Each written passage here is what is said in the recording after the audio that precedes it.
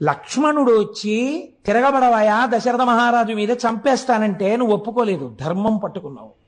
నాకు తెలిసి రామా, ఇది ఒక తల్లి నేర్పవలసిన మాట. ఒక తల్లి కొడుకు గురించి ఈ మాట అన్ననాడు పొంగిపోయిన మాట. ఒక తల్లి ఏ లోకంలో ఉన్నా ఎప్పుడు సంతోషిస్తుందో తెలుసా అండి? ఏ తల్లి కన్నా బిడ్డడవోనయ్యా, నిజంగా ఇంత గొప్పగా ప్రవర్తిస్తున్నావు, ఎంతమందిని సంతోషపెడుతున్నావయ్యా అన్ననాడు ఆ తల్లి సంతోషిస్తుంది. ఏ లోకంలో ఉన్నా మృత్యుబాధను అనుభవించి నేను వీడిని ప్రసవించినందుకు వీడు నా పేరు నిలబెట్టాడని నా కన్న కడుపు సార్థకమైందంటుంది. కౌసల్యా లోకభర్తారం సుషుభేయం మనస్వినీతం మమార్థం సుఖం పృచ్ఛా శిరసా చాభివాదయా అంది సీతమ్మ తల్లి సుందరకాండలో. అందరూ తల్లులు బిడ్డల్ని కన్నారు వాళ్ళ కోసం. మా అత్త కౌసల్య అలా కన్లా, లోక కళ్యాణాన్ని తీసుకురాగలిగిన రామచంద్రమూర్తిని కంది. అటువంటి బిడ్డని కన్నా మా అత్త కడుపుకి నమస్కారం అని చెప్పింది. అందుకని తల్లికి తెలుసు రామచంద్రమూర్తి ఎంత ధర్మం పట్టుకుంటాడో. ఆవిడంది బయలుదేరుతుంటే, నాన్న సవై రాఘవ శార్దూలా ధర్మస్వామభిరక్షతు, నువ్వు ఇంతకాలము ఏ ధర్మమును పట్టుకోవడం వల్ల నీ జీవితంలో వైక్లభ్యం లేకుండా కొన్ని కోట్ల మందికి సుఖములయందు కాని దుఃఖములయందు కాని ఆదర్శమూర్తి అయిన మర్యాదా పురుషోత్తముడు రామచంద్రమూర్తి అన్న కీర్తి గణించి యశస్వి అయి ఇంతమందికి పాఠం నీ నడువడి చేత నేర్పావో, ఆ ధర్మము నుండి నీ మనస్సు మళ్ళకుండుగాక, నీవు అనుష్ఠించిన ధర్మము నిన్ను కాపాడుగాక. నాన్న నువ్వు ధర్మము తప్పకో, ఆ ధర్మము నిన్ను కాపాడుతుంది. ఇది నేను నీకు చేస్తున్న ఆశీర్వచనం అంది కౌసల్య. రామాయణం నేర్పింది మనకి బిడ్డలకి తల్లి ఏం నేర్పాలో. కనుక ఈ ధర్మము వైపుకి మనస్సు నడిచేటట్టు చెయ్యగలిగిన వాడెవడో, శాబ్దిక ప్రమాణమైన వేదములోనున్న ప్రమాణమును నేర్పి మన మనస్సులను మార్చిన వాడెవడో వాడు రుద్రుడు. వాడి చేత పట్టుకున్న పినాకమది, దాని వింటి నారి శబ్దములే వేదములు. కాబట్టి ఇప్పుడు ఆ శాబ్దిక ప్రమాణములే వేదములు. ఆ వేదము మనల్ని ధర్మ మార్గంలో నడిపించడానికి వచ్చింది. ఆశ నీ ప్రయత్నం అక్కర్లేదు, వెంబడబడి తిరుగుతుందండి ఆశ. మిమ్మల్ని ఎలా పట్టుకులాగి, అందుకే ఆశా పాశము అన్నారు దాన్ని. తాడేసి లాగేసినట్టు లాగేస్తుంది ముందుకు వెళ్లకుండా. ఆశ ఎంత దారుణంగా ఉంటుందో ప్రమాచార్య స్వామి మాట చెప్తుండేవారు. ఒక దరిద్రుడికి మామిడి పండు తినాలనిపించింది. ఎంత చిత్రంగా ఉంటాయో చూడండి. ఆఖరికి రాక రాక మామిడి పళ్ళ సీజన్ వచ్చింది. ఎవడిస్తాడు వాడికి మామిడి పండు? ఎవడో ఒక మహానుభావుడు చూసి, అయ్యో పాపం వీడికి మామిడి పండు తినాలనిదిలా ఉంది, ఎప్పుడు మామిడి పళ్ళు అందరూ తినే చోటుకి వెళ్ళి కూర్చుని అలా చూస్తూ ఉంటాడు, చొంగ కారుస్తుంటాడు, ఒక పెద్ద మామిడి పండు ఇచ్చాడు. ఇప్పుడు ఆయన ఆ మామిడి పండుని చేతితో పట్టుకుని పెద్ద ఆలోచన చేశాడు. అంటే మనుష్యులకి సహజంగా ఎలా ఉంటుందో చూడండి ప్రకృతి. నాకు దొరక్క దొరికింది మామిడి పండు. ఇంటి దగ్గర భార్య ఉంది, 2 బిడ్డలు ఉన్నారు. భార్యకి 2 బిడ్డలకి నాకు నలుగురికి కలిపి ఒక్క మామిడి పండు తినడానికి సరిపోదు. పోన్లే పంచుకు తిందామంటే ఇంతంత ముక్కలు వస్తాయి. ఇలా అబ్బా ఎంతో బాగుందో అనేటప్పటికి అయిపోయింది. కాబట్టి ఈ సంవత్సరానికి నేను ఒక్కడినే తింటాను. వచ్చే సంవత్సరానికి ఎలాగో అలా కష్టపడి భార్యా బిడ్డలకు కూడా మామిడి పళ్ళు ఏర్పాటు చేస్తాను. చూడండి ఎంత చిత్రంగా ఉంటుందో. తను తినాలన్న దగ్గర భార్యా బిడ్డల్ని కూడా పక్కన పెట్టగలిగాడు. ఇప్పుడు తినచ్చు కదా పోనీ ఒక్కడు. ఇన్నాళ్ళు వీడు పాపం ఎప్పుడు పాపం ఏమి తింటాడండి, పిచ్చాడు, దరిద్రుడు అనేవారు నన్ను. 10 మంది చూస్తూ ఉండగా నేను ఈ మామిడి పండు తినాలి. అందరూ నన్ను చూసి, అబ్బో ఆయన మామిడి పండు తింటున్నాడండి, ఎంత మంచి మామిడి పండు, ఎక్కడ కొన్నాడో పరకంటే ఈయనకి ఏదో ఐశ్వర్యం వచ్చింది అనుకోవాలి. కాబట్టి నేను ఇప్పుడు ఈ మామిడి పండుని అందరూ చూస్తూ ఉండగా తింటాను అని ఒక అరుగెక్కి కూర్చుని బాగా జనం వచ్చే వరకు చూశాడు. అందరూ వచ్చే వరకు మామిడి పండు ఇలా తిప్పాడు. నిజంగానే ఆశ్చర్యం వేసింది అందరికీ, ఏమిటి ఇంత మామిడి పండు ఉంది వీడి చేతిలోని. ఇప్పుడు అందరూ చూస్తుండగా తిందామని ఆ మామిడి పండుని ఇలా కొరికి అన్నాడు. అది చేతిలోంచి జారి కిందనున్న బురదలో పడింది. ఎంత అక్కడున్నాడో అంత కిందకి వెళ్ళాడు. ఇప్పుడు ఆ మామిడి పండుని వదలలేడు. తీసి కడిగైనా తినేద్దామని ఉంది. తీసి కడిగితే వీళ్ళందరూ ఏమనుకుంటారో. ఇప్పుడు ఎవరు చూడాలనుకున్నవాడో వాళ్ళే ప్రతిబంధకం అయ్యారు. తీసి కడగడమా, ఇలా ఊరుకోవడమా? గట్టిగా చెంచాడు, రసం తాగలేదే, పండు పడిపోయింది కింద, ఏం చేయడం అని ఆలోచిస్తున్నాడు. పంది వచ్చి ఎత్తుకుపోయింది. అయిపోయింది మామిడి పండు. ఆ వచ్చే సంవత్సరానికి మళ్ళీ దొరికితేను. ఇంత ఆశాపాశములు, ఇది ఒక దృష్టాంతం. ఇలాంటి ఆశాపాశాల్లో మనం ఎన్నింటితో తిరుగుతున్నాం మీరు చూడండి. సాధారణంగా ఒక మాట వినపడుతుంటుంది మనకి ఇళ్లల్లో.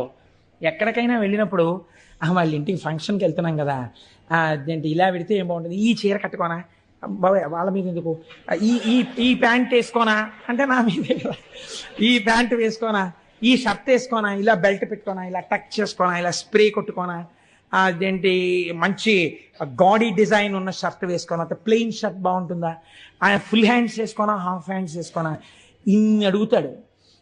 బ్రాస్లెట్ చెస్ట్లో ఉందా, లాకర్లో ఉందా, ఇంట్లో ఉందా, ఓసారి పెట్టుకోనా. బ్రాస్లెట్ పెట్టుకుని ఫుల్ హ్యాండ్స్ వేసుకుంటే కనపడుతుందా, హాఫ్ హ్యాండ్స్ వేసుకుని బ్రాస్లెట్ వేసుకోనా. ఎన్ని దిక్కుమాలిన ఆలోచనలు అండి. దీనికి ట్రైనింగ్ కావాలండి మీకు ఎవడైనా వచ్చి చెప్పాలండి, నేర్పాలా? సహజంగా వస్తాయి. ధర్మం వైపుకి అడుగు పడాలంటే ఈశ్వరానుగ్రహం ఉండాలి. నా ప్రవర్తన ధార్మికంగా ఉందా అని చూసుకోవడానికి మీకు లోపల కలేజా రావాలి. ఆ కలేజాకి అటువంటి ధార్మిక ప్రవర్తనకి ఈశ్వరానుగ్రహం కావాలి. అలాంటి అనుగ్రహం ఇచ్చి నడిపించేవాడెవడో వాడు రుద్రుడు. ఇప్పుడు నాకు అక్కర్లేదనేవాడు ఎవడైనా ఉంటే నాకు చూపించండి రుద్రుణ్ణి. నమస్తే రుద్రమన్యవ ఉతోత ఇషవే నమః. నీ కోపం వస్తే ఇన్ని భ్రష్టత్వాలు వస్తాయి. అందుకని వద్దా, ఆ ధనస్సు వద్దు, ఈ ధనస్సు పట్టుకో, ఇది అందుకని పినాకి అని పిలిచింది శాస్త్రం ఆయన్ని. కాబట్టి ఇప్పుడు చూడండి అంటున్నారు రుత్, రుద్ర శబ్దములో రుత్ అన్న మాట ఉంది. ఈ రుత్ తాం భక్తేభ్యో ద్రావయతి. రుత్ అంటే ప్రతిబంధకము, అడ్డము. ఒక అడ్డం ఉంది. ఈ అడ్డం ఉండడం వల్ల వాడు ఈశ్వరుణ్ణి చేరలేకపోతున్నాడు. చేరలేక మనస్సు నిలబట్టలేదు, ఈశ్వరాభిముఖం కావట్లేదు. ఈశ్వరుణ్ణి గట్టిగా పట్టుకున్నాడు. రోషీరోజు కామినీ జనుల తారుణ్యోరు సౌఖ్యంబులన్ బాసీబాయుధ పుత్రమిత్రధన సంపద్భ్రంతి వంచాలతల్ కోశీకోయదు నమనంబకట నీకున్ ప్రీతిగా సత్క్రియలు చేసి చేయదు దీని తుళ్ళన చవే శ్రీకాళహస్తీశ్వర అన్నాడు. దుర్జటి ఉన్నదున్నట్టు చెప్పుకున్నాడు. కాబట్టే మహాపురుషుడయ్యాడు. కాబట్టి చూడండి, ఎవరు భగవంతుణ్ణి నిజంగా కోరుకుని ఈశ్వర నేను ఈ కోరికల వల్ల, ఈ కారణాల వల్ల నిన్ను పొందలేకపోతున్నాను, వీటి మీద నా మనస్సు మరల్చు అని వెళ్ళి నిజాయితీతో చెప్పుకున్నాడో ఈశ్వరుడికి, ఆ నిజాయితీకి పొంగిపోయి తీసేస్తాడంతే ఆ ప్రతిబంధకాన్ని. అమ్మా నాకు చదవాలనే ఉందమ్మా, కానీ రాత్రి 10 అయ్యేటప్పటికీ నాకు నిద్ర వచ్చేస్తోందమ్మా, కాసేపు అమ్మా నువ్వు కూడా నా పక్కన కూర్చుని నాకు 10 అయ్యేటప్పటికి నిద్ర వచ్చేసేయకుండా నాకు ఇలా కళ్ళు పడిపోతుంటే ఒక్కసారి నన్ను కొట్టి నాకు ఒక్క 20 నిమిషాలు ఏమైనా మంచి మాటలు చెప్పావా, నేను మళ్ళీ 11 వరకు 11:30 వరకు చదువుకోగలను. అమ్మ నాతో పాటు కూర్చోవా అంది పిల్ల. కూర్చోవలసిన అవసరం తల్లికి ఏమిటి? 9ంటికి హాయిగా పడుకోగలదు తల్లి. అలాగే నాన్న కూర్చుంటానంది. ఎవరి కోసం కూర్చుంది? 10 వరకు పనున్నా లేకపోయినా రేపు చెయ్యబోయే కూరకి ఇవ్వాలే, కూర తరుక్కుని ఏదో పని చేసుకుంటూ కూర్చుంది. 10 అయింది. పిల్ల చదువుకుంటున్న గదిలోకి వచ్చింది. ఇలా కునికుపాట్లు పడుతోంది.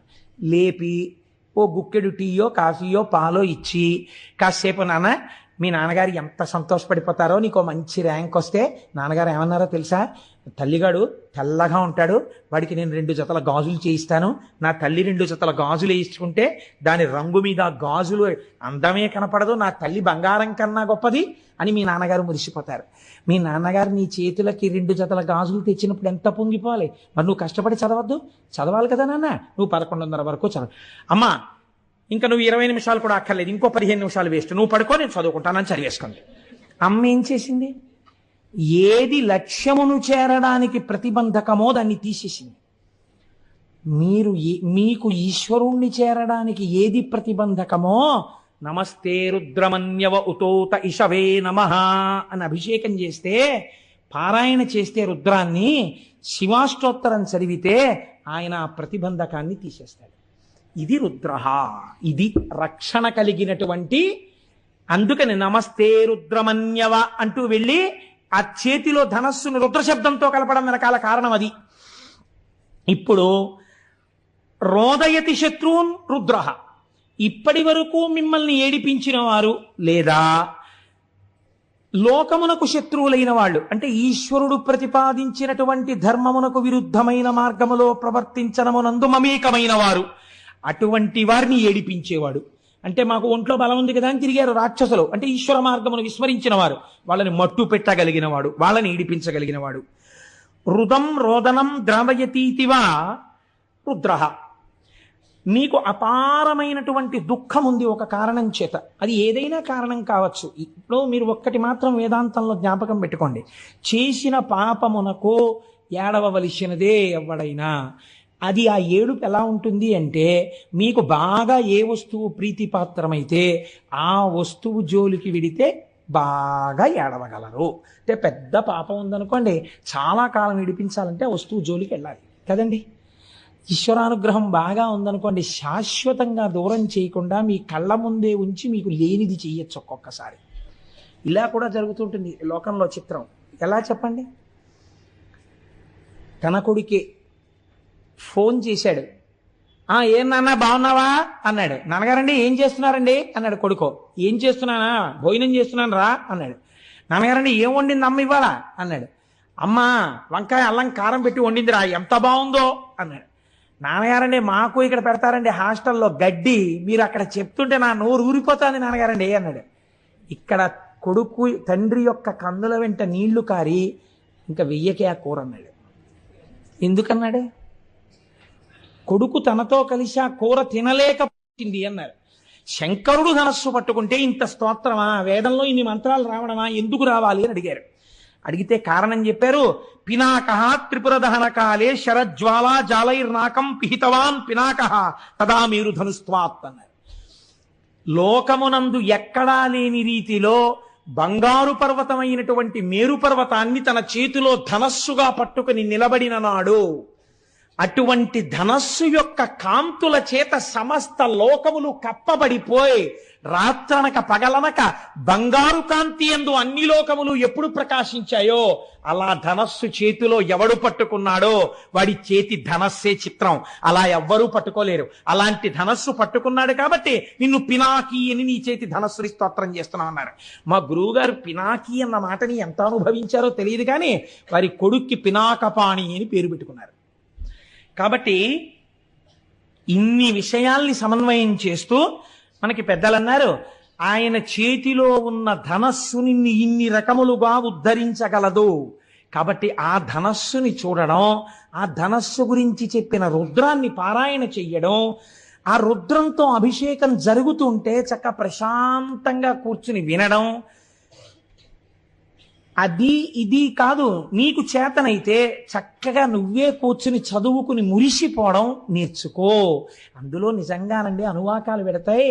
ఒకానొకప్పుడైతే మేము ఒక సంకల్పం చేశాం, అసలు ఆ రుద్రానికి ప్రతి అనువాకానికి వ్యాఖ్యానం చేద్దాం, ప్రతి అనువాకం మీద ఉపన్యాసం చెప్దాం అని చెప్పి అనుకున్నాను. కానీ అది శివమహాపురాణంగా వచ్చింది. ఏమో ఈశ్వరుడు ఎప్పటికైనా కోరిక తీరిస్తే నేను ధన్యుణ్ణవుతాను. అందుచేత అటువంటి ధనస్సు చేత పట్టుకున్నటువంటి వాడు శంకరుడు. ఇప్పుడు ఇవాళ మనం కేవలం ఈ విషయాన్ని స్పృశించి ఈ విషయాన్ని మనం మాట్లాడుకుంటూ ఉండగా మీరు వినడము చేత ఎన్ని కోట్ల జన్మలలో అనుభవించవలసిన పాపరాశి దగ్ధమైపోయి ఉంటుందో మీకు తెలియదు, తెలియనక్కర్లేదు కూడా. కానీ ఆ ఫలితం అలా వచ్చేస్తుంది అంతే. ఎందుకని అంటే మీరు అటువంటి దర్శనం, అటువంటి మాటలు విన్నారు, వినడం చేత దాని ఫలితం అలా వచ్చి తీరుతుంది. కాబట్టి శివో మహేశ్వర శంభు పినాకీ శశిశేఖర, ఆయన్ని శశిశేఖర అని పిలిచారు. శశకం అంటే కుందేలు, అది దూకుతుంది, దూకే స్వభావం ఉన్నది. దూకే స్వభావం ఉన్నది కాలము. ఈ కాలము దూకుతుంది అని ఎందుకంటారంటే, మీరు చూడండి, సుఖము చేత కాలము దూకేస్తుంది. భోగి పండక్కి కూతురు అల్లుడు మనవలు వస్తున్నారనుకున్నప్పుడు రిటైర్ అయిపోయిన ఆయనకి ఎంతకీ భోగి రానట్టు అనిపిస్తుంది. ఇంకా రేపే భోగనగా అస్తమానం లేచి కళ్ళజోడు ఎట్టుకుని గడియారం చూసుకుంటాడు, గౌతమి వచ్చే టైం అయిపోతుందని. మీరు కాకినాడ టౌన్ స్టేషన్లో చూడండి ఎంతమంది పెద్దవాళ్ళు ఉంటారో. ఆ కూతుళ్ళని కౌగలించేసుకుని అల్లుళ్ళని గౌరవించేసి ఆ మనవల్ని చేత్తో పట్టుకుని తాతగారండి తాతగారండి అంటుంటే వాళ్ళని ఆటోలు ఎక్కించుకుని కార్లు ఎక్కించుకుని వెళ్ళిపోయి ఆ మనవలతో ఆడుకుని కనుమ వస్తుంది అంతే, కళ్ళ నీళ్లు ప్రారంభం. ఎందుకని వెళ్ళిపోతుంది కూతురు అల్లుడును. ఏమిటో వచ్చిందనుకున్నంతసేపు పట్లేదు, ఇట్టి అయిపోయింది, భోగి నుంచి కనుమకు వచ్చేసామంటాడు. దూకేసింది కాలం సుఖంలో కదండి. కాబట్టి శశకము చంద్రుడి యందు కుందేలు ఉంటుంది. అందుకే కాలము దూకుతుంది, కాలము నిబ్బరంగా ఉంటుంది. ఒక్కొక్కసారి దుఃఖంలో ఉన్నాడు అనుకోండి, ఈ కాలం గడవట్లేదండి అసలు అంటే. 20వ తారీఖునే డబ్బులు అయిపోయాయి అనుకోండి, ఏమిటో ఈ నెల గడవట్లేదండి, అసలు 31 వస్తుందా అంటాడు. కాబట్టి కాలం చాలా గడుసుగా గంభీరంగా ఉన్నట్టు ఉంటుంది. కాబట్టి మీరు ఈ దాంట్లో అర్థం చేసుకోవాల్సిన రహస్యం ఒకటి ఉంది. మీరు అసలు దాన్ని పట్టుకుంటే శశిశేఖరః అన్న మాటకున్నటువంటి తాత్వికమైన అర్థం మీకు అర్థం అవుతుంది. ఈ కాలమునందు మీకేమొస్తోంది? ఇప్పుడు నేను చెప్పిన 2 ఉదాహరణల్లో మీకేమర్థమైంది? ఒకదాని యందు సుఖం ఉంది, ఒకదాని యందు దుఃఖం ఉంది. దుఃఖం ఉన్నప్పుడు కాలం కదలనట్టు అనిపిస్తోంది, సుఖం ఉన్నప్పుడు దూకేసినట్టు అనిపిస్తోంది. దూకేసినట్టు కనపడిన కాలాన్ని, దూకనట్టు కనపడిన కాలాన్ని మీరు వైదిక సమన్వయం చేస్తే క్యాలెండర్లు, డేట్లు, జనవరిలు, ఫిబ్రవరిలు పక్కన పెట్టేయండి, అది మన సంప్రదాయం కాదు. మీరు రోజు చెప్పేటప్పుడు కాలాన్ని ఎలా చెప్తారు? శ్రీ వ్యయనామ సంవత్సరే ఉత్తరాయణే శిశిర ఋతువు మాఘమాసే శుక్లపక్షే పంచమ్యాం వాసరః భౌమవాసరే శుభనక్షత్రే శుభయోగ శుభకరణయే బంగుడి విశేష విశిష్టాయాం శుభరిదౌ శ్రీమాన్ శ్రీమతః అని చెప్తున్నారా లేదా?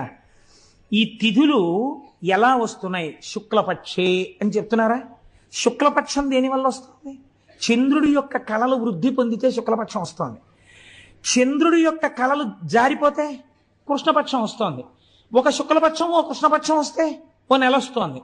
అలా కొన్ని నెలలు కలిస్తే ఓ సంవత్సరం వస్తోంది, కొన్ని సంవత్సరాలు కలిస్తే ఓ పుష్కరం వస్తోంది. ఇలా మీకు ఆధారం ఏమిటి? చంద్రుడి యొక్క కళలు దిగడం పెరగడం. చంద్రుడి కళలు దిగడం పెరగడం ఏదో ఒక కళలోంచి రావాలి కదా. ఆ కళలోంచి పెరుగుతున్న కళలు, ఈ వెళ్ళిపోతున్న కళలు మళ్ళీ ఆ కళలోకి వెళ్ళిపోవాలి కదా. అటువంటి శాశ్వతమైన చంద్రకళ ఏది ఉందో అది పార్వతీ పరమేశ్వరుల యొక్క కిరీటముల మీద ఉంటుంది.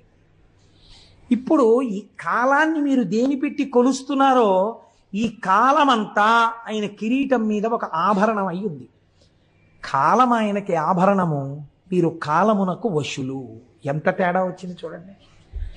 కాలమునకు వశులైన మిమ్మల్ని కాలాతీతుల్ని చేసి తనతో సమానమైన వాడిగా చేసుకోగలడు. ఇది శశిశేఖరః. అసలు నిజమైన తాత్వికమైన అర్థం అది. ఎవరు ఆయన పాదములు పట్టుకుంటున్నారో అటువంటి వాడికి జ్ఞానం ఇచ్చి కాలాతీతుణ్ణి చేసి మళ్ళీ పుట్టవలసిన అవసరం లేకుండా ఇదే చిట్ట చివరి మరణము. ఎందుకని? ఇక మళ్ళీ మరణం లేదు, ఎందుకంటే పుట్టుక లేదు. కాబట్టి ఈ స్థితికి పెంచగలడు. కాలము ఆభరణముగా ఉన్నవాడని చెప్పడానికే చంద్రరేఖని పొంది ఉంటాడు. మోక్షం ఇయ్యగలిగిన వాడని చెప్పడమే చంద్రరేఖని ధరించి ఉండడం. ఇదే శశిశేఖరః. అసలు తాత్వికమైన రహస్యం అది, శశిశేఖరః అన్న మాటకి. సరే, కానీ మనం అంటాం సోమనాథలింగము అన్న విషయాన్ని ప్రస్తావన చేస్తాం. కానీ ఇది కూడా పరమ సత్యం, లేకపోతే జ్యోతిర్లింగం రాదుగా. మీరు చూడండి, మళ్ళీ ఇక్కడ ఒక చిత్రమైన మాట ఉందండి. శివ సంబంధమైన విషయాల్లో కొన్ని ఆశ్చర్యకరమైన మాటలు ఉంటాయి. మీరు కంచిలో ఉండేటటువంటి లింగం దగ్గరికి వెళ్ళి ఇది జ్యోతిర్లింగము అని మీరు అన్నారనుకోండి, శాస్త్రం అంగీకరించదు దాన్ని. దాన్ని ఏమంటారంటే అష్టమూర్తుల యందు అది ఒక లింగము, పృథివీ లింగము అని పిలుస్తారు. పంచభూత లింగాల్లో అదొకటి. అలాగే కాళహస్తి పెడితే అది వాయులింగం, అది జ్యోతిర్లింగం కాదు. అలాగే మీరు జంబుకేశ్వరం పెడితే జలలింగం, అది జ్యోతిర్లింగం కాదు. కానీ మీరు కొన్ని లింగాలు ఉన్నాయి, వాటిని జ్యోతిర్లింగములని పిలుస్తారు. చాలా జాగ్రత్తగా మీరు పట్టుకునే ప్రయత్నం చేయండి. శశిశేఖరః అన్న దాని తత్వంలోంచి జ్యోతిర్లింగం అని పిలిచినప్పుడు మీరు ఒక స్తోత్రం చదువుతుంటారు సాధారణంగా. మీకు అందరికీ నోటికొచ్చది. సౌరాష్ట్రే సోమనాథంచ శ్రీశైలే మల్లికార్జునం ఉజ్జయిన్యాం మహాకాళం ఓంకారం అమలేశ్వరం అని ఆ శ్లోకం అంతా చెప్పి ఆ చిట్ట చివర మనం ఆ మాట చెప్తుంటాం. ఏతాని ద్వాదశ లింగాని అని సాయం ప్రాతర్పటేన్నరః అంటాం. ఇది ద్వాదశ జ్యోతిర్లింగ స్తోత్రము అని పిలుస్తాం. ఈ 12 మీరు జ్యోతిర్లింగములు అని పిలుస్తున్నారు కదండి. జ్యోతిర్లింగము అని పిలిచినప్పుడు లింగము జ్యోతి, ఈ 12 చోట్ల ఏముండాలి? న్యాయంగా దీపం ఉండాలి, జ్యోతి ఉండాలి. కానీ మీరు సౌరాష్ట్రం వెళ్ళారనుకోండి, సోమనాథ క్షేత్రానికి వెళ్ళారనుకోండి, అక్కడ మీకు దీపం కనపడుతోందా, శివలింగం కనపడుతోందా? శివలింగమే కనపడుతోంది. శ్రీశైలే మల్లికార్జునం, మీరు శ్రీశైలం వెళ్ళారనుకోండి, శ్రీశైలంలో మల్లికార్జున లింగం కనపడుతోందా, జ్యోతి కనపడుతోందా? లింగమే కనపడుతోంది. మరి మీరు ఈ 12 జ్యోతిర్లింగాలనడానికి, ఈ 12 జ్యోతిర్లింగాలంటే మిగిలిన కంచి ఇలాంటి చోట ఉన్న లింగాలు వీటికన్నా తేడాగా ఏమైనా ఉన్నాయా? మరి వాటిని జ్యోతిర్లింగాలని మీరు ఎందుకన్నారు? ఈ 12 ఎందుకు జ్యోతిర్లింగాలు అంటారు? ఏమైనా కారణం ఉందా? అలా ఎందుకు పిలుస్తారు అంటే దీన్ని రుద్రానికి ఉన్నటువంటి ప్రార్థన గజ్జె ఎందుకు చెప్పారు. ఆపాతాల నభస్థలంత భువన బ్రహ్మాండమా విస్ఫురత్ జ్యోతిస్ఫాటికలింగమౌళి విలసత్పూర్ణేందు వాంతామృతై అస్తోకాప్లుతమేకమీశమనిశం రుద్రాను వాకాన్ జపన్ ధ్యాయేత్ ఈప్సిత సిద్ధయే అన్నారు. ధ్యాయేత్, మీరు ఆ లింగము దగ్గరికి వెళ్ళి అడిగినప్పుడు ఇహమునందు కావలసిన సౌఖ్యము నుండి మోక్షము వరకు ఏదైనా ఇవ్వగలిగిన పరబ్రహ్మస్వరూపంగా శివలింగం ఉన్నది. మీకు దొంగో చీకట్లో తెలియలేదనుకోండి, దీపం పెట్టి చూడాలి, స్పష్టంగా తెలుస్తుంది. దీపాన్ని చూడడానికి ఇంకో దీపం అక్కర్లేదు, దీపమే అంతే. ఇంకా జ్యోతియే ప్రధానము స్పష్టతకు. ఈ లోకమునందు జ్ఞానము పొందాలన్నా ఝాయేత్ ఈప్సిత సిద్ధయే, నాకు మోక్షం కాదండి, ఏదో వ్యాధి తగ్గాలి, ఆల్ రైట్ తగ్గిపోతుంది. నీకు ఆ పూనికుంటే 3 ఏదో ఉద్యోగం రావాలి, వచ్చేస్తుంది నీకు. అందుకేనండి ఎవరైనా కష్టాల్లో ఉంటే దక్షారామం వెళ్ళమంటారు. 40 రోజులు 41 రోజులు దక్షారామంలో వెళ్ళి దర్శనం చేసుకోవాయా అంటారు. దక్షారామం భోగక్షేత్రం, అది ఎటువంటి భోగాన్నైనా ఇచ్చేస్తుంది మనిషికి, ఎటువంటి కోరికైనా తీర్చేస్తుంది. కాబట్టి జ్యోతిర్లింగము అంటే జాయేత ఈప్సిత సిద్ధయే. మీరు వెళ్ళి అలా చూసిన దాన్ని మళ్ళీ ఇక్కడ స్మరించి కూర్చున్నారనుకోండి, ఇది ప్రధానం. ఝాయేత్, చూసి కూర్చుని మళ్ళీ ఇక్కడ ఒక్కసారి స్మరిస్తే ఈప్సిత సిద్ధయే, మీ కోరిక తీరుతుంది. వేదం మీకు అభయం ఇచ్చింది కాబట్టి కోరిక తీర్చడం దగ్గర నుంచి మోక్షం ఇవ్వడం వరకు చెయ్యగలిగినటువంటి శివలింగములు ఏమున్నాయో అవి జ్యోతిర్లింగములు. అటువంటి జ్యోతిర్లింగములు స్వయంభూ, అవి ఒకరు ప్రతిష్ఠ చేసినవి కావు. ఈశ్వరుడు చిత్ర విచిత్రమైన పరిస్థితుల్లో అలా వచ్చాడు. అలా ఎందుకు వచ్చాడు అన్నదాన్ని మనం 2గా చెప్తాం శాస్త్రంలో. ఎలా చెప్తామంటే, ఒకటి స్థల పురాణము అంటాం. ఇది ఎందుకు వింటామంటే, మీరు సోమనాథం వెళ్ళారనుకోండి, లేకపోతే శ్రీశైలం వెళ్ళారనుకోండి, శ్రీశైలం వెళ్ళి మల్లికార్జున లింగాన్ని దర్శనం చేసేసుకుని వచ్చేసారనుకోండి, ఒక స్థాయిలో గొప్పదేది. కానీ ఏమడుగుతామంటే, అయ్యా ఒక్కసారి దీని స్థల పురాణం చెప్పండి మాకు అని అడుగుతాం. అంటే ఎందుకు వచ్చిందో ఆ లింగం చెప్తారు. గుడిలోకి వెళ్ళిన తరువాత దర్శనం చేసుకున్నప్పుడు వినేటటువంటి స్థల పురాణమే మీరు జ్యోతిర్లింగముల యొక్క ఆవిర్భావ చరిత్రగా పురాణాంతర్గతముగా వింటే ద్విగుణీకృతమైనటువంటి ఫలితాన్ని దర్శనం చేసి ధ్యానం చేసిన ఫలితం ఎంతదో అంత ఫలితాన్ని ఇస్తుంది. ఇప్పుడు 12 జ్యోతిర్లింగాల్ని శివమహాపురాణాంతర్గతంగా మీరు విన్నారనుకోండి, అందుకు తీసుకొస్తారు. ఇప్పుడు మీకు ఏ ఫలితం వేస్తారంటే, మీరు ఈ దేశములో ఉన్న 12 జ్యోతిర్లింగాల్ని సశాస్త్రీయంగా ఎలా దర్శనం చెయ్యాలో అలా దర్శనం చేసేసినటువంటి ఫలితాన్ని మీ ఖాతాలో వేసేస్తారు. కనుక పురాణంలోకి వీటిని తీసుకొస్తారు. కాబట్టి ఇప్పుడు శశిశేఖర సోమనాథ జ్యోతిర్లింగమో వదిలిపెట్టేయచ్చా? వదిలిపెట్టకూడదు, స్మరించాలి. ఎందుకు వచ్చిందో చెప్పుకోవాలి. ఒకసారి చెప్పుకుంటే ఏమవుతుంది, మీరు ఇక్కడ స్మరిస్తున్నారు దాని కథని. అది స్మరించడం చేత స్వయంభూ అయినటువంటి పరమాత్మ ప్రసన్నుడై, మీరు అది వింటున్నప్పుడు మీకు తెలియకుండానే మీరు ఆ సోమనాథ క్షేత్రం ఇలా ఉంటుంది అని మనస్సు అక్కడికి వెళ్ళిపోతుంది. అది వింటారు. ఝాయేత్, ధ్యానం చేసింది. మామూలుగా అయితే క్షణం చేస్తుంది, ఇప్పుడు ఒక అరగంట చేస్తుంది. అపారమైనటువంటి ఫలితాన్ని ఇచ్చేస్తుంది. అలా 12 జ్యోతిర్లింగాలు విన్నారనుకోండి, ఏమవుతుంది? అందుకని పురాణ శ్రవణం చెయ్యి అంటారు. ఇప్పుడు విన్నవాడికి ఏమవుతుంది? 12 జ్యోతిర్లింగాల దర్శనం చేసవచ్చే ఫలితం ఏదో అది వాడి ఖాతాలో వేసేస్తారు. అందుకే పూర్వం అందరూ వెళ్ళలేరని ప్రత్యేకంగా మన వాళ్ళు వెర్రివాళ్ళై పురాణం చెప్పించలేదండి. ఒక ఆయన్ని పట్టుకు తెచ్చుకుని, అయ్యా మాకు పురాణం చెప్పండి అంటే ఆయన ఓ పుస్తకం పెట్టుకుని చక్కగా చదువుతుంటే ఆయన చెప్తుంటే భక్తి శ్రద్ధలతో అలా వినేవారు. ఇది ఇలా ఉంటుందా అండి, దీనికి హేతు ఉంటుందా అండి అని అడిగేవారు కాదు. శ్రద్ధ అలా ఉంటుంది, ఈశ్వరుడు స్వతంత్రుడు, అలా చెయ్యగలడు, వాళ్ళకి ఆ విశ్వాసంతో వినేవారు. అందుకే 80 ఏళ్ళు రానివ్వండి, చక్కగా మోకాళ్ళు నొప్పి లేదు, బీపీ లేదు, షుగర్ లేదు, కళ్ళజోడు లేదు, ఇనప రాయల్లే ఉండేవారు. ఇంత పప్పు అన్నం, ఇంత చారుడు నెయ్యి, ఇంత ఆవకాయ కలుపుకొని శుభ్రంగా తినేసి త్రేయించి వెళ్ళిపోయేవారు. ఎందుకు ఉండేదంటే వాళ్ళకి భగవంతుడి మీద విశ్వాసం లోపల జఠరాగ్నిగా ఉండేది. మనకు అన్నీ వేరువిరుపులే. అలా ఉంటుందా అండి? నీకు ఆకలి ఉండదు, అనుమానం సంశయాత్మ వినశ్యతి. కాబట్టి చూడండి, శశిశేఖర అన్న నామాన్ని వ్యాఖ్యానం చేస్తూ అంటారు, దక్ష ప్రజాపతికి 27 మంది కుమార్తెలు. ఆ 27 మంది కుమార్తెలే 27 నక్షత్రాలు, అశ్విని భరణి కృత్తిక రోహిణి వీళ్ళు. ఈ 27 నక్షత్రాల్ని తీసుకెళ్లి చంద్రుడికిచ్చి వివాహం చేశాడు. ఒక ఆయనకే ఇచ్చేశాడు, గొడవ లేదు, పండగ ఒక్కడే అల్లుడు వస్తాడు. అందుకని 27 ఆడపిల్లల్ని ఒక్కరికే ఇచ్చాడంటే పూర్వం దక్షిణ నాయకత్వము అని ఒకటి ఉండేది.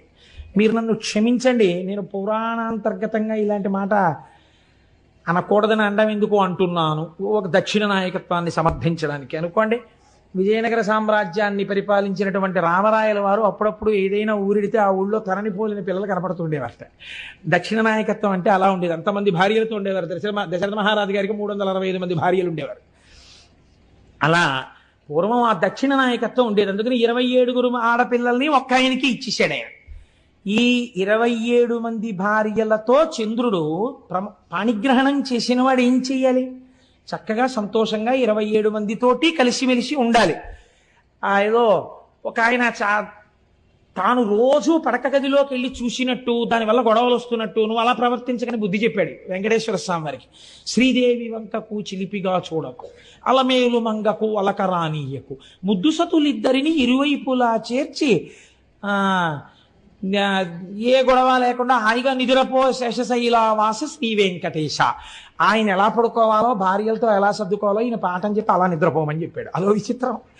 అంటే భావన చేత స్వేచ్ఛ కలిగి తన్మయత్వంతో పాడుకున్నటువంటి వాడికి హద్దెక్కడుందండి? కాబట్టి ఆయన అలా దర్శనం చేయగలిగాడు. అంటే ఆయన ఎప్పుడో ఈయన అలా చూడడం, ఆవిడ కొంచెం కోపడ్డం అవి ఆయన చూశాడు అనమాట. అందుకని నువ్వు అలా అనవసరంగా గొడవలు తెచ్చుకోక, పొద్దున్నే ఒక అమ్మవారు చిన్నబుచ్చుకుంటే మాకు కష్టంగా ఉంటుంది, ఇద్దరిని సమానంగా చూస్తూ పడుకో అన్నాడు ఆయన. అది ఎంత బుద్ధి చెప్పాడో సార్, ఎంత స్వాతంత్రం అండి. నాకు అలాంటి పాటలు వినపడినప్పుడు చాలా ఆనందంగా ఉంటుంటుంది. కాబట్టి సరే, ఇప్పుడు నేను దేని గురించి ప్రస్తావన చేయాలనుకుంటున్నానంటే 27 కన్యలతోటి భార్యలతోటి చంద్రుడు సంతోషంగా సమానంగా ఉండాలి. కానీ ఇక్కడ నేను ఒక్క మాట అంటే మీరు మరోలా అనుకోకండి. చంద్రుడి చరిత్ర ఎందొక దోషం ఉంది. ఏమా దోషము? మీకు దేవీ భాగవతంలో మొదటి కదా అదే. ఇప్పుడు నేను దాన్ని ప్రస్తావన చేస్తే దానికి మళ్ళీ వివరణ చేయాలంటే మహాప్రభావం 3 రోజులు పడుతుంది. ఎందుకు వచ్చిన గొడవ? అందుకని. కానీ ఆయన కొంచెం తొందరపడిపోవడం, యుక్తాయుక్త విచక్షణ లేకుండా ఏ స్త్రీ పట్ల అలా ప్రవర్తించడం మహాపాతకమని శాస్త్రం చెప్పిందో అలాంటి వాళ్లతో రమించడం కూడా చంద్రుడి చరిత్రలో ఒకచో ఉన్నది. దాని విశేషార్థం పక్కన పెట్టండి, మామూలుగా చరిత్ర యందు ఉన్నది. కాబట్టి ఈ అలవాటుకి ఫలితం ఎక్కడో రావాలి, ఎదర రావడానికి కావలసినట్టుగా బుద్ధి కర్మానుసారిని నడిపించాలి. అందుకు నడిపిస్తోంది అసలు యథార్థం. ఇది శివుడు ఇస్తున్నటువంటి ఆ ధనస్సులోంచి వస్తున్నటువంటి పాప ఫలితం. మీరు అలా సమన్వయం చేసుకోండి, ఎంత అందంగా వస్తుందో అది. ఇప్పుడు ఆయన ఏం చేశాడు? మళ్ళీ ఆయనకి 27 మందిలో రోహిణి ఒక్కత్తి బాగా నచ్చింది కాబట్టి ఆ రోహిణితోనే కాలం గడిపేవాడు. ఇది సహజంగా మిగిలిన 26 మందికి కూడా చాలా బాధ కలిగింది. 27 స్వీకరించిన వాడు 27 సమానంగా ఉండాలి, కానీ ఒక్క రోహిణితోనే ఉంటున్నాడు. వాళ్ళు ఎంత బాధతో మాట్లాడారో తెలుసా అండి? తండ్రి గారి దగ్గరికి వెళ్ళి, నేను అన్ని పద్యాలు చెప్తూ కూర్చుంటే 42 రోజులు ఏంటి, ఆయన చెప్పినట్టు సంవత్సరం అయిపోతుందో ఏమిటో గొడవ అని బెంగెట్టుకుని 1-2 పద్యాలు మాత్రమే చెప్తున్నాను. అందరి నేల ఇట్లు జలజారికి నిచ్చితివి, ఒక్క రోహిణీ సుందరినిచ్చి నన్మిగుల సొంపుగా నుండెడిది, ఎక్కడేని మాకుందక భర్త చిక్కకయే గొడ్డైపోవునో పృథ్వీ. తండ్రి, ఈ వందురు ఎట్లు పాయుదుము, వల్లభ కొల్విటు చెందుమాకి కన్నని అడిగారు. ఎంత కష్టంతో కూడుకున్న మాట అడిగారో చూడండి. నాన్నగారండి, మీరు ఎందుకు ఈ తప్పు చేశారండి?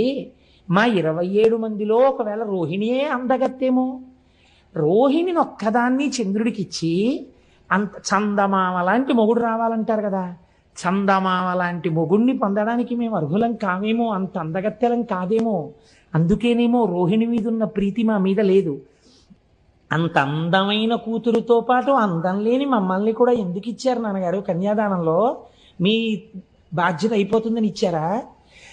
మాకు తగిన భర్తలు, మేము ఎంత పనికి మాలిన వాళ్ళమైనా మాకు తగిన భర్తలు పృథివీలో ఉండరా? గుడ్డుపోయిందా నాన్నగారు లోకం? ఎవరిని తెచ్చి మాకు పెళ్లి చేస్తే మేము సంతోషించకపోదు అండి.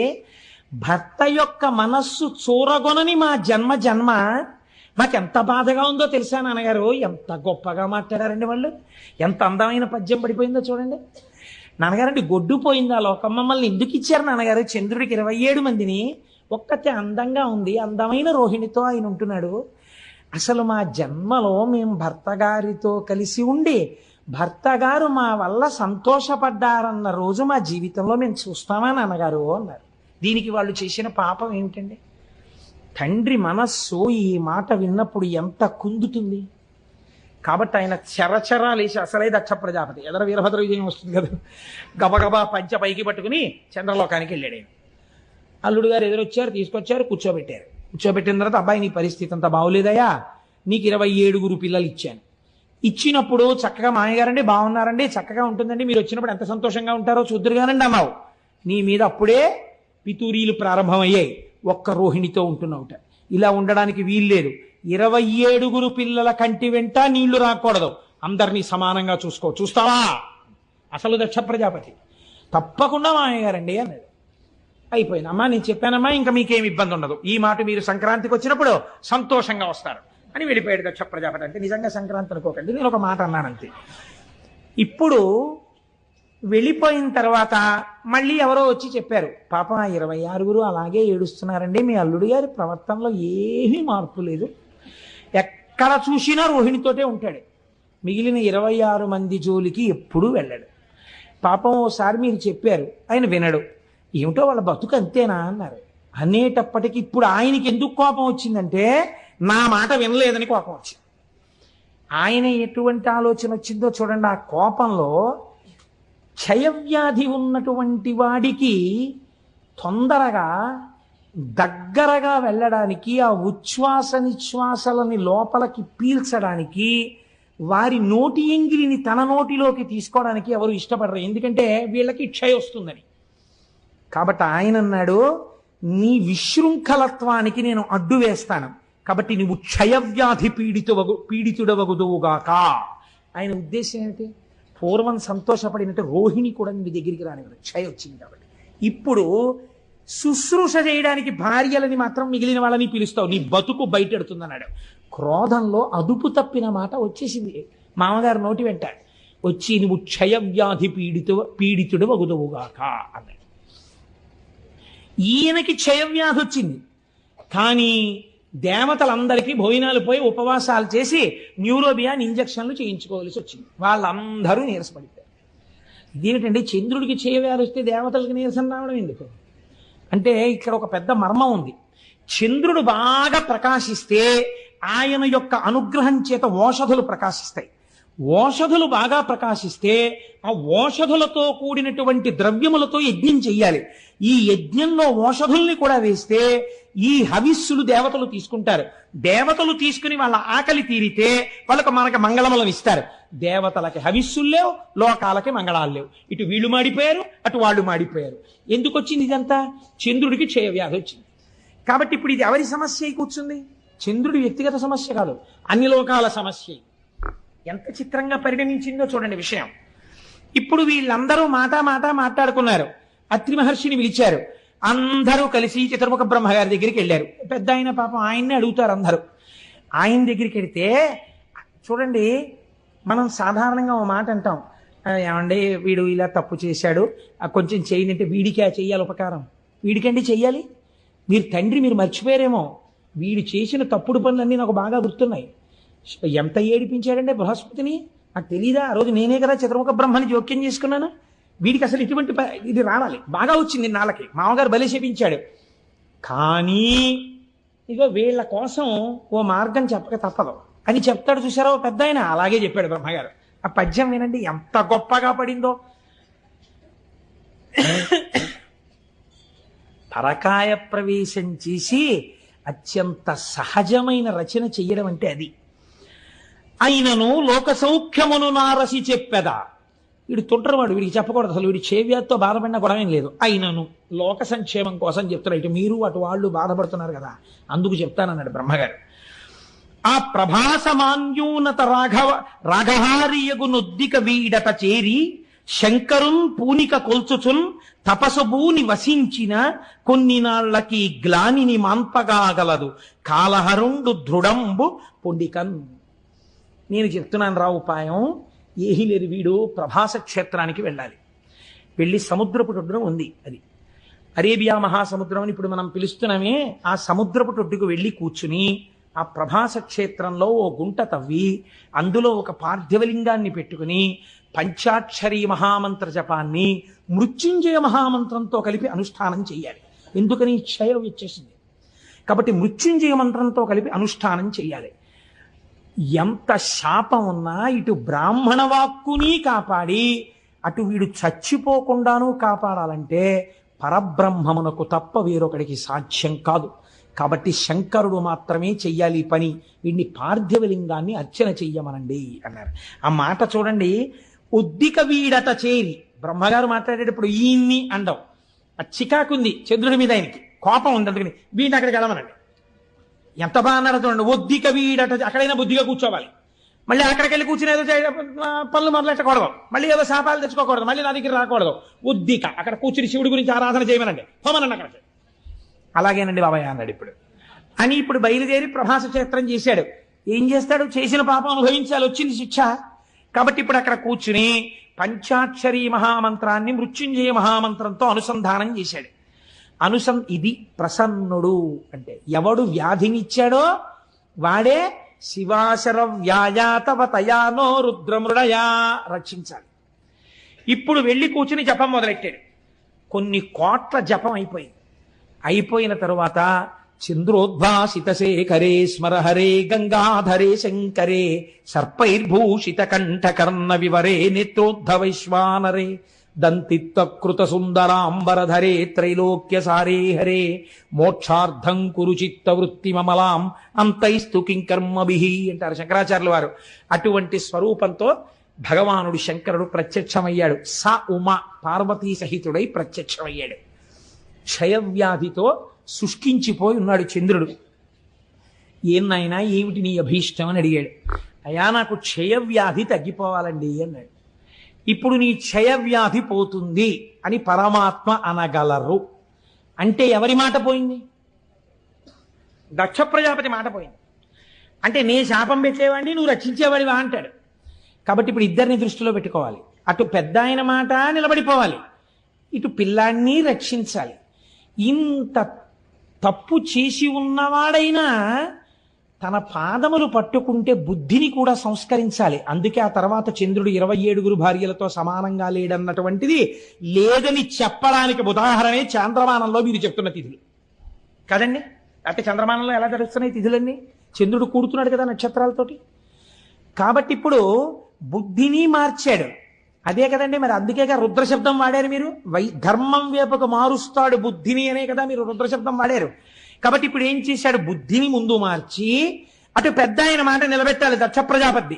కాబట్టి అన్నాడు, నీకు క్షయ ఉంటుంది కానీ 15 రోజులు క్షీణిస్తావు, 15 రోజులు వృద్ధి పొందుతుంటావు.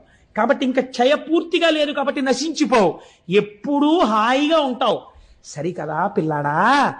ఎప్పుడైనా ఎవరైనా నీ పాత కథలు తలుచుకోకుండా నువ్వు పూర్తిగా ఇప్పుడు గొప్పవాడివయ్యావు, నీ చరిత్రే మారిపోయింది, నువ్వు సద్బుద్ధున్నవాడివి, నా చేత అనుగ్రహింపబడిన వాడివని తెలుసుకోవడానికి, నాతో కలిపి నీ దర్శనం చెయ్యడానికి నా పేరే నీతో కలుపుకుంటాను, చంద్రశేఖర అని పిలిపించుకుంటానని ఆ చంద్రుణ్ణి చేసి నెత్తిన పెట్టుకున్నాడు. ఏమి ఔదార్యమూర్తి అండి పరమాత్మ! ఇది ఆయన కారుణ్యం అంటే. నీకేమిటి బెంగ? కాలమునకు వశుడు కాని వాడను నేను, నా నెత్తి మీద నిన్ను పెట్టుకున్నాను రా. చతుర్ముఖ బ్రహ్మగారు అన్నాడు, వీడును పోయి ఉద్దికను అన్నారు. ఆయన అన్నారు, తప్ప అందరూ చేస్తారులే నాన్న, చేసావు, నీ బుద్ధి మార్చుకో. నీ బుద్ధి మారింది, ఇప్పుడు నిన్ను నెత్తి మీద పెట్టుకుంటాను. ఇప్పుడు మీకు ఇది విని ఏమైంది? శశిశేఖర, తప్పులు జరిగిన వాటికి వేళ్లు విరవకండి. ఇంత కారుణ్యమూర్తి అయిన శంకరుడి పాదాలు పట్టుకున్న వాడికి ఒక్కసారి పట్టుకుంటానని పూనికతో నిలబడితే మిమ్మల్ని కూడా నెత్తి మీద పెట్టుకోవడానికి ఆయన సిద్ధంగా ఉన్నాడు కదండి. అందుకని శశిశేఖర, అందుకని నెత్తి మీద చంద్రుణ్ణి పెట్టుకున్నవాడా అని ఈయన్ని పిలవలసి వచ్చింది. ఆయన క్షయవ్యాధి పోయింది, చాంద్రమానం వచ్చింది. ఇప్పుడు ఈ చంద్రుడు పార్వతీదేవికి గొప్ప భక్తుడయ్యాడు. అందుకే మనుశ్చంద్ర కుబేరశ్చాలోపాముద్రా చ మన్మద అగస్తీరగ్ని సూర్యశ్చ ఇంద్రస్కంధస్తథైవ చ అని క్రోధభట్టారకోదేవ్యా ద్వాదశామి ఉపాసకాహ 12 మంది అమ్మవారి మహాభక్తులలో ఈయన కూడా ఒకడయ్యాడు. అయితే ఇక్కడ ఒక చిత్రం జరిగింది. శంకరుణ్ణి చూసి అన్నారు, స్వామి చాలా బాగుందండి, మీరు నెత్తి మీద చంద్రుణ్ణి పెట్టుకున్నారు, శిశిశేఖర అన్న నామం మీకు వచ్చింది, అంతవరకు మేము ఒప్పుకున్నాం, అదే సోమనాథలింగం. స ఉమానాథుడు ఒక అర్థం, అంటే పార్వతీదేవి పక్కన ఉన్నటువంటి కారుణ్యమూర్తి, సశక్తిపరుడు కాదు. సోముడు అంటే చంద్రుడు. సోముడు ప్రార్థన చేశాడు, నన్ను ఇంత అనుగ్రహించిన నీవు ఉత్తరోత్తర ఎవరొచ్చినా రక్షించడానికి ఇక్కడే వెలియవలసినది అన్నాడు. జ్యోతిర్లింగమయ్యాడు. అందుకే అది స్వయంభూలింగాలలో జ్యోతిర్లింగాలలో మొట్టమొదటి లింగం. మీకు తెలిసి వెళ్ళినా తెలియక వెళ్ళినా దీర్ఘకాలం పీడించేటటువంటి వ్యాధులు నయమవుతాయని, భవిష్యత్ జన్మలలో చేసిన పాపముల వలన భయంకరమైన వ్యాధులు, కుష్ఠవ్యాధి వంటి వ్యాధి రావలసినటువంటి పాపములు ఖాతాల్లో ఉండిపోయినా అవి భగ్నమైపోతాయని, సోమనాథలింగ దర్శనం చెయ్యాలని మనకి శాస్త్రం చెప్తోంది. మమ్మల్ని అనుగ్రహించి గోపాలకృష్ణ గారు తీసుకెళ్లబోతున్నారు సోమనాథలింగ దర్శనానికి ఏప్రిల్లో. కనుక ఒకరన్నారు, అయ్యా ఇక్కడ వరకు బాగుందండి, చాలా బాగుంది, సోమనాథలింగ దర్శనం చెయ్యవలసిందే. ఈ లింగం మీద కన్నుబడే ఈ దేవాలయాన్ని ఎన్ని మాటలు ధ్వంసం చేశారో కొందరు. ధ్వంసం చేస్తే మహానుభావుడు ఉక్కు మనిషి అనిపించుకున్నటువంటి భారతదేశపు ఉప ప్రధాని చేసినటువంటి సర్దార్ వల్లభభాయ్ పటేల్ గారు, ఆయన ఆధ్వర్యంలో ఒక కమిటీ ఏర్పడి సోమనాథ దేవాలయాన్ని పునర్నిర్మాణం చేసి అత్యద్భుతమైన దేవాలయంగా రూపుదిద్దారు ఇప్పుడు. కాబట్టి ఈ చంద్రశేఖరుణ్ణి దర్శనం చేసిన మాట యథార్థం అయితే, అయ్యవారు ఇక్కడ చంద్రుణ్ణి పెట్టుకున్నాడు అనుకోండి, చాలా బాగుంది స్వామి, ఇక్కడ నువ్వు చంద్రుణ్ణి పెట్టుకున్నావు అనేసి మీరు వెళ్ళిపోగలరండి ఇంటికి. మా స్వామి పరమాచార్య స్వామి ఒక మాట చెప్పారు. ఆయన అన్నారు ఒక రోజున, ఆయన నాకు ప్రాణం అండి మహానుభావుడు, అలా వెళ్ళిపోతూ ఎక్కడో కూర్చునేవారు, ఏదో గుర్తొచ్చేది, ఆకాశంలో చంద్రుణ్ణి చూస్తే ఓ నవ్వు నవ్వేవారు. నవ్వు నవ్వి ఆయన అన్నారు, మౌళౌ గంగా శశాంకౌ కరచరణతలే శీతలాంగా భుజాంగా వామే భాగే దయార్ద్రా హిమగిరి దుహిత చందనం సర్వగాత్రే యుద్ధం శీతం ప్రభూతం కనక సభానాథ సోఢుం క్వశక్తి చిత్తే నిర్వేదతస్తే యది భవతి నతే నిత్యవాసో మదీయే అన్నారు. ఈశ్వర, మాకు కొంచెం ఆశ్చర్యంగా ఉంటుందండి, మొన్ననే కదా పుష్యమాసం వెళ్ళిపోయింది. ఆర్ద్రా నక్షత్రమేమో శంకరుడికి ప్రీతి, శ్రవణ నక్షత్రమేమో మా స్వామి వెంకటేశ్వర స్వామి వారికి ప్రీతి. శివకేశవులు రెండు ఎక్కడ ఉన్నాయండి? ఉన్న ఒక్క మూర్తిగా, ఒక్కసారి అలంకారం చేయించుకుని మనని సంతోష పెడతాడు, ఒకసారి అభిషేకం చేయించుకుని సంతోష పెడతాడు. కాబట్టి ఆయన అన్నారు, మౌళౌ గంగా శశాంకౌ, ఈశ్వర నీ తలలో ఇప్పటికే గంగమ్మ ఉంది. ఆ గంగమ్మ ఉత్తినే కూర్చుంటుందా? ఎప్పుడు కదులుతుంది, ప్రవహిస్తుంది. నీరు అలా స్టాగ్నెట్ అయి ఉండిపోతే కుళ్ళుకంపు వస్తుందండి. అందుకని తిరుగుతుంటుంది ఆ జటాజూటంలో. అలా తిరుగుతుండడంలో ఏమవుతుంది, కిందకి ఇలా కారిపోతుంటుంది. ఆ నీళ్లతో నీ ఒళ్ళేమవుతుంది, ఎప్పుడూ తడిసిపోతుంది. ఎప్పుడు శంకరుడి దగ్గరికి వెళ్ళి ఇలా ముట్టుకుందామన్నా పార్వతీదేవి చల్లగా తడిసిపోయి ఉంటాడు. అబ్బా తుడుచుకోండి అంటుంది, మళ్ళీ తుడుచుకుంటాడు, మళ్ళీ తడిసిపోతుంటాడు. కాబట్టి ఈశ్వర ఇప్పటికే గంగ ఉంది, అది చల్లగా ఉంటాయి నీళ్లు. చాలదన్నట్టు ఇప్పుడు ఏం చేసావు, చంద్రుడిని తెచ్చి నెత్తి మీద పెట్టుకున్నావు. కాబట్టి ఇప్పుడు నీ తలకాయ ఎంత చల్లగా ఉండాలి. ఎప్పుడు పెట్టుకున్నావో ఆ సోముణ్ణి, తలకాయ ఎంత చల్లతనంతో దిమ్మెక్కిపోయి ఉండాలి. నిజానికి ఎంత చల్లతనమో, ఎంత చల్లగా ఉందో, తల నిమ్మెక్కిపోయింది అంటుంటాం మనం. వానలో బాగా తడిసిపోయి ఇంటికి వచ్చారనుకోండి భర్త, భార్య గబగబా ఏం చేస్తుందంటే, ఇప్పుడు లేవనుకోండి కుంపట్లో బొగ్గులేసి గబగబా విసిరి ఒక్కసారి రండి మీకు పడిశం పట్టేస్తుంది, కాస్త సాంబ్రాణి వేస్తానని చక్కగా ఆయన నిప్పుల్లోకి పడకుండా ఇలా కొంచెం తల వంచుతుంటే, ఏదో పెద్ద బడాయికి పోయి ఇలా ఏదో తెలియక వంచేసినట్టు తల వంచి ఆవిడ పట్టుకుంటే ఇలా సాంబ్రాణి వేస్తుంటే ఆయనకు అదో సంతోషం. ఇంత వానలో తడిచిన శ్రమ పోయేది ఆయనకి. కాబట్టి అలా తండ్రి నీకు జటాజూటం అంతా గంగతో తడిసిపోయింది, చాలదా చంద్రబింబాన్ని పెట్టుకున్నావు, తల నిమ్మెక్కిపోయిందనాలి నువ్వు పార్వతీదేవి దగ్గరికి వెళ్ళి. పోనీ ఆవిడితో ఈ మాట చెప్దామంటే ఇవి చాలవన్నట్టు ఇంకోటి తగిలాయి. పోనీ తలొక్కటేనండి నిమ్ముకుపోయినట్టుంటుందంటే శీతలాంగా భుజాంగా, పాములు ఒంటికి కుండలీకృత కుండలేశ్వర కుండలం వృషవాహనం నరదాది మునీశ్వర స్తుత వైభవం భువనేశ్వరం. ఆయనకి చెవులకి పాములే, కంఠంలో పామే, భుజాలకి పాములే, పాదానికి వాసుకి చుట్టుకుని ఉంటాడు. వాసుకి ఇద్దరికి ఆభరణం ఉంటుంది, నారాయణుడికి ఇటు శివుడికి వాసుకి చుట్టుకుని ఉంటాడు. వాళ్ళు చుట్టుకుంటే మీకేమిటండి బెంగ అంటారేమో. పాము అడుగు భాగం చాలా చల్లగా ఉంటుంది. ఇంత చల్లగా ఉన్న పాములు ఒళ్ళంతా చుట్టుకున్నాయి. పైన అంటుంటాలి, ఒళ్ళంతా పాములు. సాధారణంగా పైన చలేస్తే తడిసిపోతే ఏదో ఒళ్ళంతా ఇలా దగ్గర పెట్టుకుని అంటారు.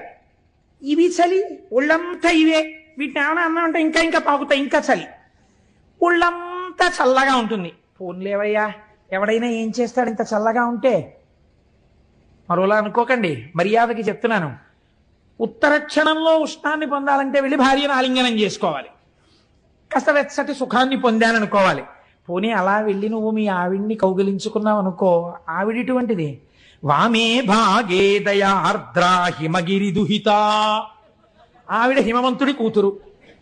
పైగా ఆవిడెప్పుడు ఎలా ఉంటుంది? దయార్ద్ర, దయతో తడిసిపోయి బిడ్డల్ని ఎలా రక్షిద్దాం బిడ్డల్ని ఎలా రక్షిద్దాం అని పరమ దయతో తడిసిపోయి ఆవిడ ఉంటుంది. పైగా హిమవంతుడి కూతురు కాబట్టి చల్లని తల్లి. అమ్మలగన్నయమ్మ ముగురమ్మల మూలపుటమ్మ, చాలా పెద్దమ్మ, చల్లని అమ్మ. చల్లని తల్లండి అంటాం కదా, ఇది చల్లని తల్లి. దృశాద్రాఘీయస్యాదర దళిత నీలోత్పల రుచాదవీయంసం దీనం స్నపయ కృపయా మమ పిశివే అంటారు శంకరాచార్యుల వారు. అలా అపారమైన దయ కళ్ళల్లోంచి కురిపించేస్తుంటుంది. ఒళ్ళేమో హిమవంతుడి కూతురు కాబట్టి తండ్రి గారి పోలికలు వచ్చాయి పిల్లకి. పిల్ల చల్లగా ఉంటుంది ఎప్పుడు. వెళ్ళి కొంచెం వెచ్చగా ఉంటుందేమో అని కౌగలించుకొని ఎడం పక్కన ఎట్టుకుంటే ఇంకొంచెం చలొచ్చింది. పోన్లేవయ్యా, కుడివైపు ఏమైనా కొంచెం తగ్గుతుందేమో అనుకుంటే భక్తులందరూ వచ్చి చందనం సర్వగాత్రే, కాస్త చలిమంటేసిన వాడు ధూపం వేసిన వాడు తక్కువ. స్వామికి చందనం రాయాలండి, బొట్టెట్టాలండి అని చందనం రాశారు. అబ్బా ఎంత చలయ్యా స్వామి నీకు, ఎంత ఉనికిపోవాలి నువ్వు, గడగడగడగడగడగడ. పోనీ ఇక్కడతో ఊరుకున్నావా? ఇద్దం శీతం ప్రభూతం కనక సభానాథ సోఢుంక శక్తి.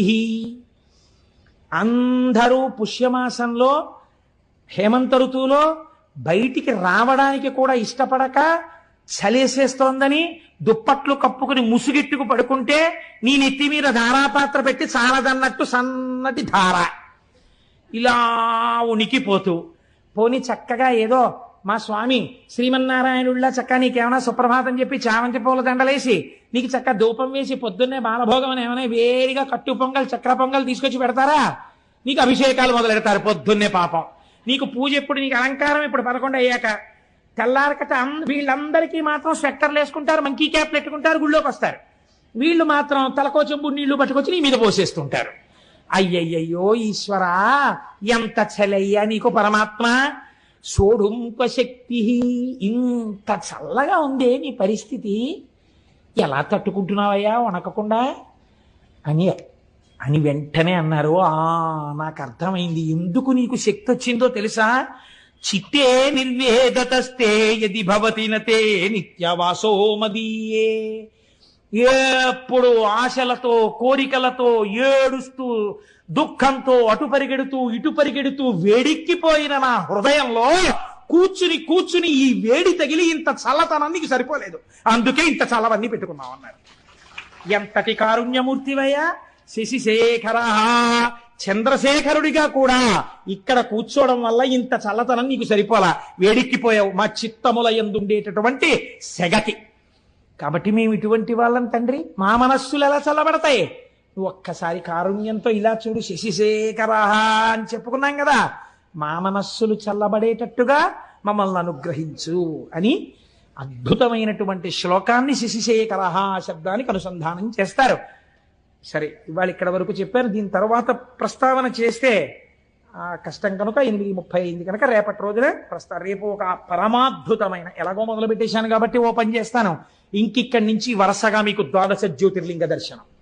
రేపటి నుంచి వరుసగా జ్యోతిర్లింగాలు పెడతాను కనుక రేపు శ్రీశైల మల్లికార్జునుడు మన రాష్ట్రం.